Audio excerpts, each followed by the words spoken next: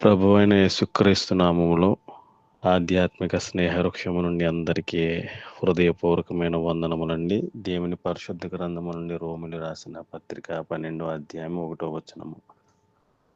కాబట్టి సహోదరులారా, పరిశుద్ధమును దేవునికి అనుకూలమైన సజీవ యాగముగా మీ శరీరములను ఆయనకు సమర్పించుకొనుడని దేవుని వాత్సల్యమును బట్టి మిమ్మును బతిమాలుకొనుచున్నాను.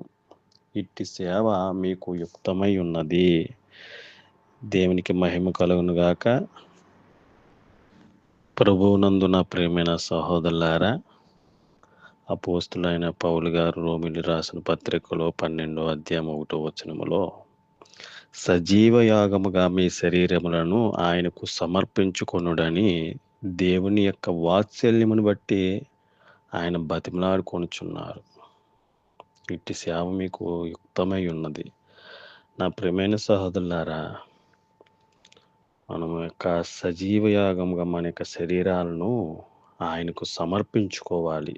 మీరందరూ ఆరోగ్యంగా, సంతోషంగా దేవుడిచ్చినటువంటి ఈవులను పొందుకుంటూ మనము ఎంతో అనుదినము కూడా ఆయన చూపిస్తున్నటువంటి కృపావాత్సల్యముతో మనము బ్రతుకుచున్నాము. ఆయనకు కృతజ్ఞత కలిగి మనం బ్రతకాలి. ఆయన మనం బ్రతికిస్తున్నాడు. ఆయన మనము పూజించాలి, ఆయన ఆరాధించాలి, ఆయన ప్రకటించాలి. సజీవ యోగముగా దేవుని యొక్క వాక్యములో మనకు సెలవిస్తుంది కదా. సజీవమైనటువంటి రాళ్ళు అంటండి ఆత్మ సంబంధమైనటువంటి మందిరముగా కట్టబడి ఉన్నారని వాక్యము సెలవిస్తుంది. మనం సజీవమైనటువంటి రాళ్ళు ఆత్మ సంబంధమైనటువంటి మందిరముగా మనము కట్టబడుచున్నామా? ఎందుకంటే ఈ యొక్క భూమి మీద మన యొక్క అవయవాలను దుర్నీతి సాధనాలుగా కాకుండా నీతి సాధనాలుగా దేవుడు మరి దాన్ని దేవునికి అప్పగించుకోవాలి. నీతి సాధనాలుగా, నీతి దేవుని యందు భయభక్తులు కలిగి నీతితో బ్రతకాలి అని వాక్యము సెలవుస్తుంది. మీ అవయవాలను నీతి సాధనాలుగా మనము దేవునికి అప్పగించుకోవాలి. దుర్నీతి పెరిగిపోయింది, చెడు పెరిగిపోయింది. మనము బ్రతుకుతున్నామంటే దేవుడు మృతుల్లో నుండి మనల్ని సజీవంగా బ్రతికిస్తున్నాడు అనుకుని మనము దేవుని స్తుతించాలి. మనము సజీవ యోగంగా మన శరీరాన్ని అర్పించి ఆయన్ని స్తుతించాలి, మహిమపరచాలి.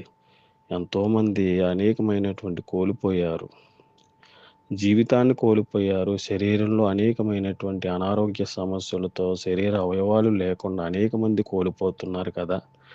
మరి ఈ మాట వింటున్నటువంటి మీరు, నేను దేవుణ్ణి సజీవ యోగంగా ఆయన్ను స్తుతిస్తున్నామా? ఉన్న దానిలో, ఉన్న స్థలంలో దేవుని స్తుతిస్తూ ఆయన యొక్క ప్రేమను, ఆయన యొక్క రక్షణ సువార్తను మనము ప్రచురింప చేస్తున్నామా? బ్రతిమలాడుకుంటున్నారు పౌలు గారు. మరి మనల్ని బట్టి కూడా దేవుడు మనల్ని బట్టి మన తల్లిదండ్రులు బ్రతిమలాడుకుంటున్నారు, దైవజనులు బ్రతిమలాడుతున్నారు. దేవుని యొక్క ప్రేమను తెలుసుకోనండి, దేవుని చెంతకు రండి. నా ప్రియమైన సహోదరులారా, మీ అవయవాలను దుర్నీతి సాధనలుగా అప్పగించుకోనకండి. ఎంతోమంది మరి దుర్నీతి సాధనాలకు, పాపానికి లోనైపోయి శరీరాలను పాడు చేసుకుంటున్నారు. దేవుడిచ్చినటువంటి మంచి దేహాన్ని దానిని మరి పాడు చేసుకుని ఆత్మకు మరి శోధించేవారుగా, ఆత్మను మరి చింతబడేవారుగా ఉన్నారు ఎంతోమంది. మీ యొక్క అవయవాలను దుర్నీతి సాధనాలకు దూరంగా ఉండి నీతి సాధనాలుగా, దేవుని భక్తి చేసేవారుగా, ఆ దేవుని మాటలు వినేవారుగా, మనకు మంచి సాధనాలుగా కుటుంబం ద్వారా మనం ఇక సమాజంలోనికి బయటకు రావాలి. ఎంతోమంది రక్షించబడతారు. దేవుని యొక్క మరి సేవలు అనేక మంది బలపడి అనేక మంది నడిపిస్తున్నారు కదా. వారి యొక్క జీవితాలను వారి యొక్క ప్రాణత్యాగంగా పెట్టి అనేకమైనటువంటి పనుల్లో దేవుని పరిచర్యలో కొనసాగుతున్నటువంటి ఎంతోమందికి ఈ మాటలు విన్నటువంటి మనం కూడా దేవుడు ఇచ్చిన సమయాన్ని, జీవితాన్ని బట్టి మనము దేవుని యొక్క పరిచర్యలో మనము కూడా సజీవ యోగముగా ఆత్మీయమైనటువంటి మందిరాలను కట్టేవారుగా మనం సిద్ధపడాలి. సజీవ యోగముగా మరి రాళ్ళ నుండి ఆత్మ సంబంధమైనటువంటి మందిరముగా కట్టబడాలి. మాటలు విన్న ప్రతి ఒక్కరిని దేవుడు దీవించునుగాక. మహాపరిశుద్ధుడైన మా పరలోకపు తండ్రి, నీ ఘనమైన ప్రశస్తమైన నామానికి వందనాలు. ప్రతిరోజు మమ్మల్ని బ్రతికిస్తున్నావు నీ శక్తి ద్వారా. మమ్మల్ని ఆయన ఎంతోమంది అనేకమైనటువంటి ఈ భూమి మీద ప్రభువా, మరి ఇంకో తండ్రి ప్రభువా, ఎంతోమంది బాధపడుతున్నారు.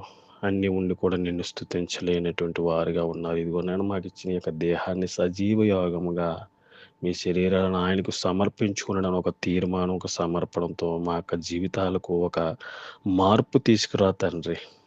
ఈ వింటున్నటువంటి మాటలను బట్టి ప్రతి బిడ్డలను బలపరచండి. ఎవరికైతే అనారోగ్య సమస్యలు ఉన్నాయో నిన్ను ఆరాధించాలి, నిన్ను స్తుతించాలి, నిన్ను తెలుసుకోవాలి, నీ పరిచర్యలో నడవాలని ఎంతో ఆసక్తితో ఉన్నారు, ఆశపడుతూ ఉన్నారు.